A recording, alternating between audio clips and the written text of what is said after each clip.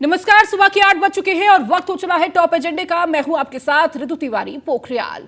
Bulletin की शुरुआत करेंगे। देश के 508 रेलवे स्टेशनों के होंगे कायाकल्प। प्रधानमंत्री नरेंद्र मोदी आज रखेंगे आधारशिला।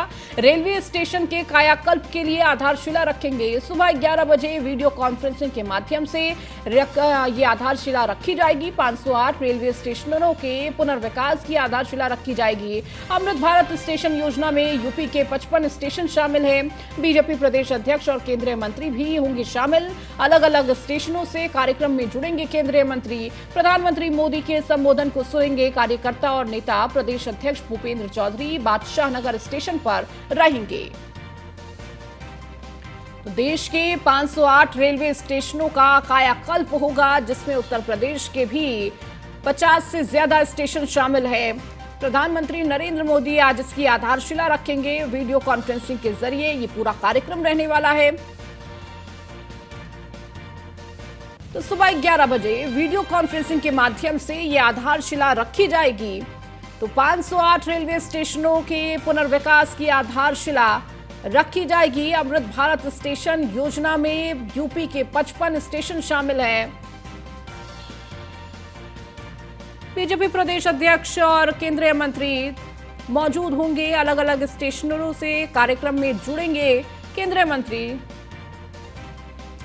तो प्रधानमंत्री मोदी के संबोधन को सुनेंगे कार्यकर्ता और नेता।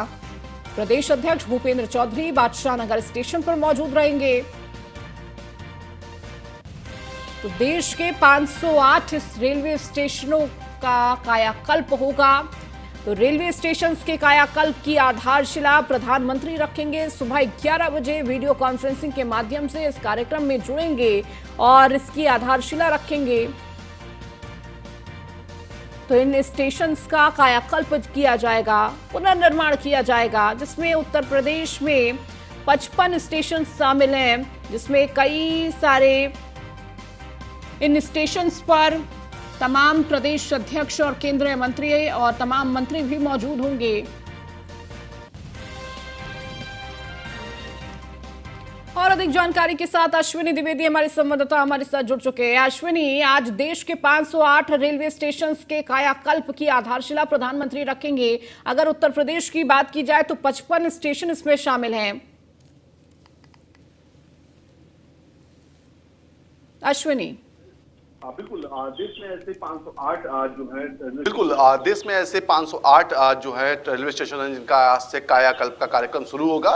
इसका कहीं ना कहीं शुभारंभ आज जो है मुख्यमंत्री योगी मोदी खुद इसको वर्चुअल रूप से संबोधित करेंगे। जी बिल्कुल अश्विनी, और देखिए इस दौरान तमाम जो मंत्री हैं अलग अलग स्टेशन पर मौजूद होंगे। लखनऊ में इसे लेकर क्या कुछ तैयारियां चल रही है, क्योंकि बादशाह नगर स्टेशन पर प्रदेश अध्यक्ष इस दौरान मौजूद होंगे। इसके साथ ही साथ जिस तरह से संबोधन भी होने वाला है, जिसे तमाम कार्यकर्ता और नेता भी सुनेंगे।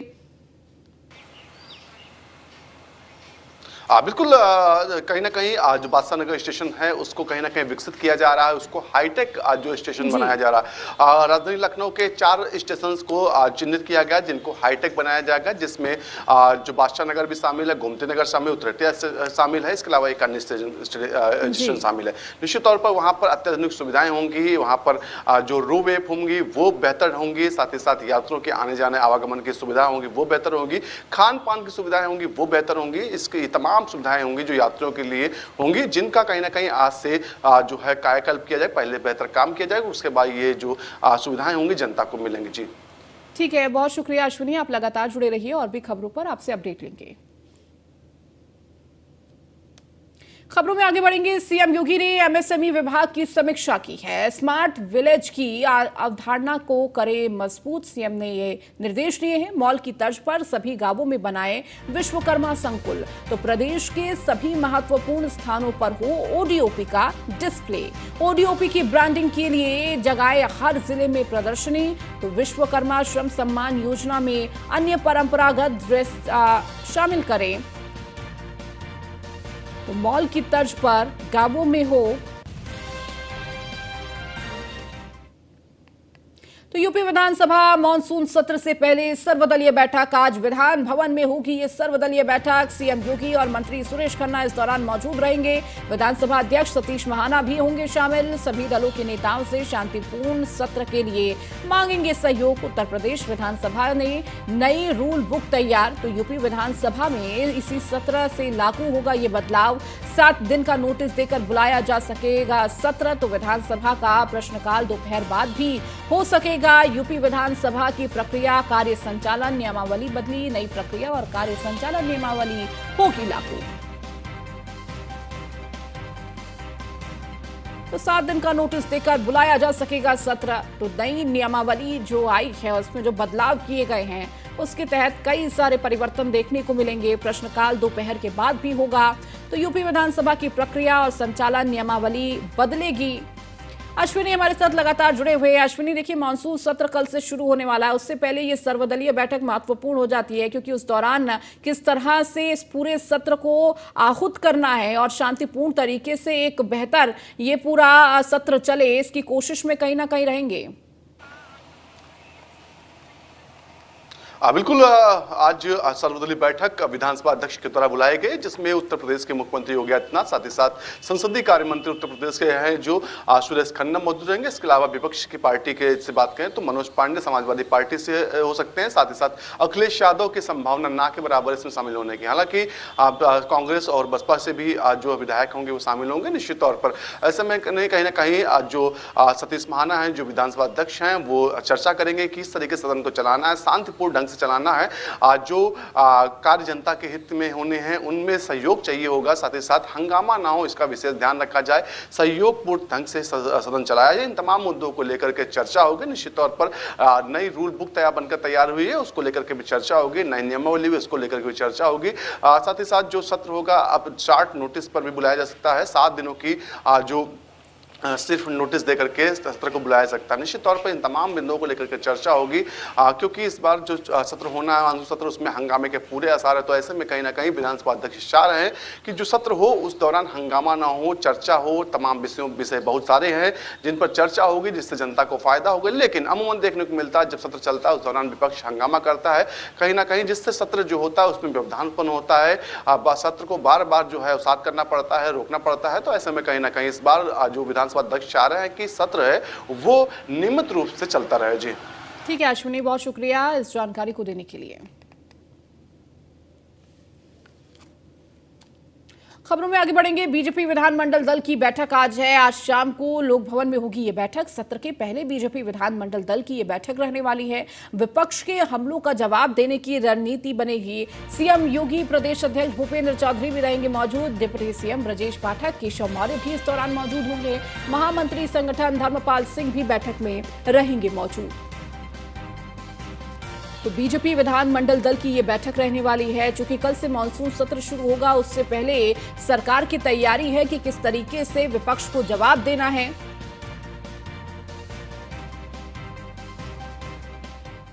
तो वहीं सपा विधानमंडल दल की ये बैठक रहेगी आज सुबह 11 बजे सपा कार्यालय में ये बैठक होने जा रही है। सपा राष्ट्रीय अध्यक्ष अखिलेश यादव की अध्यक्षता में ये बैठक होगी। सपा के सभी एमएलए और एमएलसी बैठक में शामिल होंगे।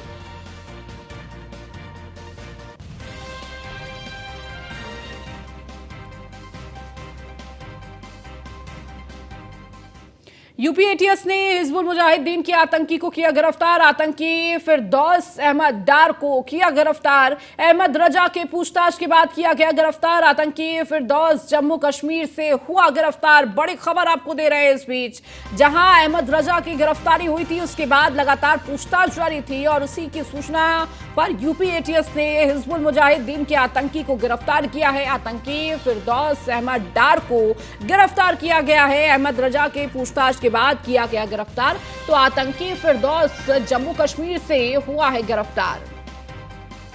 तो अहमद रजा जो कि लगातार हिजबुल मुजाहिदीन से जुड़ा हुआ था, जिसकी गिरफ्तारी हुई थी उसके बाद कई अहम सबूत मिले थे और लगातार पूछताछ की जा रही थी। और अधिक जानकारी के साथ नीलेश चौहान हमारे संवाददाता हमारे साथ जुड़ चुके हैं। नीलेश, देखिए हिजबुल मुजाहिदीन के आतंकी की गिरफ्तारी हुई है और कहीं ना कहीं लगातार अहमद रजा से जो पूछताछ की जा रही थी उससे ये सफलता मिलती हुई दिख रही है। देखिए बिल्कुल आपको आपको बता दूं कि हिजबुल मुजाहिदीन का आतंकी से पहले गिरफ्तार किया गया है, उसको रिमांड पर लिया है एटीएस ने और लगातार पूछताछ जारी है। उसी के निशानदेही पर यूपी एटीएस ने एक और हिजबुल मुजाहिदीन के आतंकी को गिरफ्तार किया है और आतंकी का नाम फिरदौस बताया जा रहा है। फिरदौस अहमद डार को मुंबई से गिरफ्तार किया गया है। जब जानकारी में आया सामने की हिजबुल मुजाहिदीन का आतंकी जो मुंबई में बैठा है, यूपी एटीएस ने मुंबई पुलिस से संपर्क साधा और साथ ही साथ फ्लाइट से जाकर मुंबई उसको गिरफ्तार किया है। गिरफ्तार करने के बाद वापस यूपी लाने की पूरी तैयारी है। तो ऐसे में ये कहा जा सकता है बीते अगर हम 15 दिनों की बात करें तो कई हिजबुल मुजाहिदीन के संदिग्ध आतंकी गिरफ्तार किए गए हैं और आने वाले दिनों में और पूछताछ जब इन लोगों से होगी तो कई और जो है आतंकी बेनकाब होंगे जो हिंदुस्तान के अंदर रहकर हिंदुस्तान की खुफिया जानकारियां आईएसआई जो कि पाकिस्तानी एजेंसी है उसको भेजने का काम कर रहे हैं, हिजबुल मुजाहिदीन से जुड़े हुए हैं जो हिंदुस्तान के अंदर दहशतगर्दी फैलाना चाहते हैं। ठीक है नीलेश, बहुत शुक्रिया इस जानकारी को देने के लिए।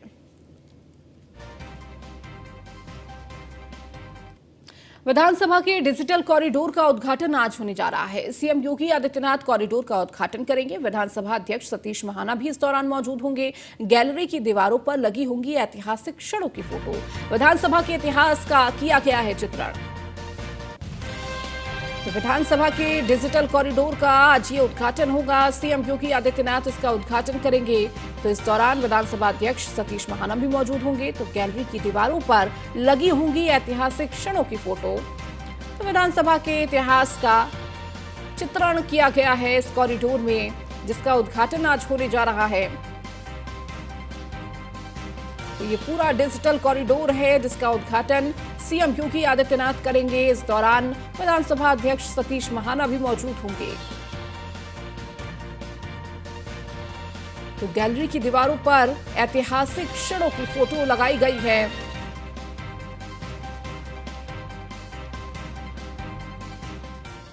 खबर हापुड़ से है, जहां पुलिस को मिली बड़ी सफलता। चेकिंग के दौरान 2 हथियार तस्कर गिरफ्तार हुए हैं। एक अवैध बंदूक, एक राइफल, 18 तमंचे, 10 जिंदा कारतूस बरामद किए गए हैं। तस्कर ऑन डिमांड करते थे हथियारों की तस्करी। तस्करों के आपराधिक इतिहास को खंगालने में पुलिस जुटी हुई है। थाना बहादुरगढ़ पुलिस ने मामले का किया खुलासा।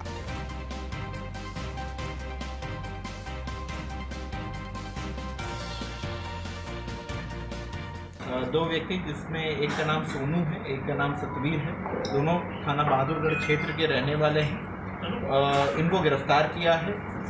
इनके कब्जे से भारी मात्रा में असलहे बरामद हुए हैं और इसमें जो सोनू नाम का एक ये लड़का है, ये पहले भी आर्म्स एक्ट के केसेस में बंद रह चुका है, जेल जा खरीदते थे और इसको अलग अलग लोगों को सप्लाई करते थे। इनका मोबाइल वगैरह भी चेक किए गए हैं। कई सारे वीडियोज़ और कई सारे असलों के फोटोग्राफ्स भी इस पर मौजूद हैं।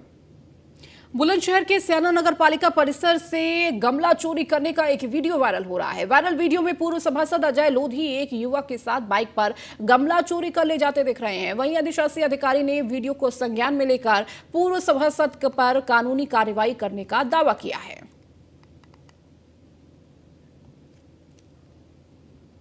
बिजली विभाग की लापरवाही आई सामने। फतेहपुर से यह खबर आपको दे रहे हैं, जहां बिजली विभाग की लापरवाही से हादसा हुआ। लापरवाही के चलते गिरा जंग लगा बिजली का पोल। गाड़ियों के ऊपर गिरा जंग लगा बिजली का पोल। तो हादसे के बाद इलाके में अफरा तफरी मची। वाहन छोड़कर भागे लोग। टला बड़ा हादसा। राधानगर थाना क्षेत्र के देवीगंज का ये मामला है। तो ये वीडियो भी आपको दिखा रहे हैं किस तरीके से जंग लगा हुआ बिजली का पोल अचानक गिर गया। तो गाड़ी पर ये पोल गिरा, जहां लोगों में अफरा तफरी मच गई। अपनी गाड़ी छोड़ लोग वहां से भागे और इस दौरान बड़ा हादसा होने से टला।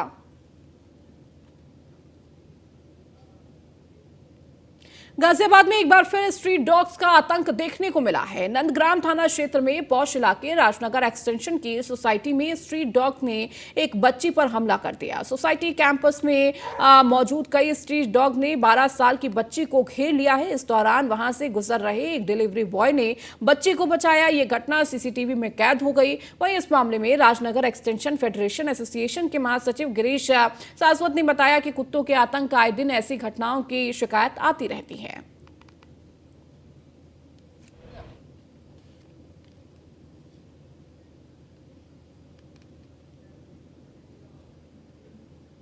चलिए खबरों में आगे बढ़ेंगे। लोकसभा चुनाव को लेकर बीजेपी ने पूरी तरह माहौल बनाना शुरू कर दिया है। लगातार बैठकें हो रही हैं, सांसदों का फीडबैक लिया जा रहा है और साथ ही आंतरिक सर्वे भी कराया गया है। सूत्रों की माने तो इस सर्वे के मुताबिक यूपी में 22 से ज्यादा मौजूदा सांसदों की टिकट कट सकते हैं। कई की सीट बदली जा सकती है तो कुछ मंत्रियों और विधायकों को भी टिकट दिए जा सकते हैं। सवाल उठता है कि मिशन 80 का लक्ष्य लेकर चल रही बीजेपी इस बड़े फेरबदल के जरिए दोबारा करिश्मा कर पाएगी और क्या जिनके टिकट काटे जाएंगे उन्हें चुनाव तक साथ पाएगी। आपको एक रिपोर्ट दिखाएंगे। माननीयों के टिकट पर लटकी तलवार, टिकट के लिए प्रदर्शन बनेगा आधार, उम्रदराज सांसदों पर भी गिरेगी गाज। यूपी में मिशन 80 का टारगेट लेकर चल रही बीजेपी का संगठन अब धीरे धीरे पूरी तरह एक्शन मोड में आ रहा है। पिछले दिनों जनसंपर्क अभियान और पार्टी के आंतरिक सर्वे के बाद अब तस्वीर साफ होने लगी है। सोमवार को यूपी के सांसदों के साथ प्रधानमंत्री ने बैठक की थी, जिसमें उन्होंने साफ कर दिया कि इस बार टिकट वितरण में बड़े पैमाने पर बदलाव मुमकिन है। बीजेपी ने अब तक 2 आंतरिक सर्वे कराए। ये सर्वे 3 आधार पर कराए गए हैं। पहला, सांसदों के क्षेत्र में परफॉर्मेंस, दूसरा क्षेत्र में उनकी लोकप्रियता और तीसरा सांसदों की उम्र और एक्टिविटी। इन 3 बिंदुओं पर जो भी माननीय खरा नहीं उतरेगा उसका पत्ता साफ होना तय है। इस आधार पर जो नाम निकलकर सामने आए हैं उनकी संख्या 22 है, यानी 22 सांसदों का टिकट कटना लगभग तय है। बीजेपी के 75 वर्ष वाले फॉर्मूले के आधार पर जिन पर तलवार लटक सकती है उनमें ये नाम प्रमुख हैं। संतोष गंगवार, जिनकी उम्र 76 वर्ष है, रीता बहुगुणा जोशी जो 75 वर्ष की हैं, हेमा मालिनी जो 76 वर्ष की हैं, सत्यदेव पचौरी जिनकी उम्र 77 वर्ष हो चुकी है और अक्षयवर लाल गौड़ जो 77 वर्ष के हैं। क्षेत्र में प्रदर्शन के आधार पर जिन सांसदों के टिकट कट सकते हैं उनके भी कुछ नाम सामने आए हैं। सूत्रों के मुताबिक प्रदर्शन के आधार पर टिकट गंवाने वाले चेहरे कुछ यूं हो सकते हैं। अकबरपुर सांसद देवेंद्र सिंह भोले, बांदा सांसद आर.के. पटेल, फूलपुर सांसद केसरी देवी, कुशीनगर सांसद विजय दुबे, बाराबंकी सांसद उपेंद्र रावत और फर्रुखाबाद सांसद मुकेश राजपूत, हाथरस सांसद राजवीर दिलेर, भदोही सांसद रमेश चंद्र बिंद और प्रतापगढ़ से संगम लाल गुप्ता, पीलीभीत से वरुण गांधी और कैसरगंज से ब्रिजभूषण शरण सिंह, सुल्तानपुर से मेनका गांधी और हरदोई से जयप्रकाश रावत। सियासी गलियारों में बीजेपी का एक ही फॉर्मूला है और वो है जीत। इसके लिए ना तो पार्टी किसी का टिकट काटने से परहेज करती है और ना ही दूसरी पार्टी से आए किसी नेता को टिकट देने से। 2024 के चुनाव में बीजेपी इस बार भी सरकार के कुछ मंत्रियों और विधायकों को टिकट दे सकती है। 2014 और 2019 में बीजेपी इसी फॉर्मूले को आजमा चुकी है जो सफल रहा था।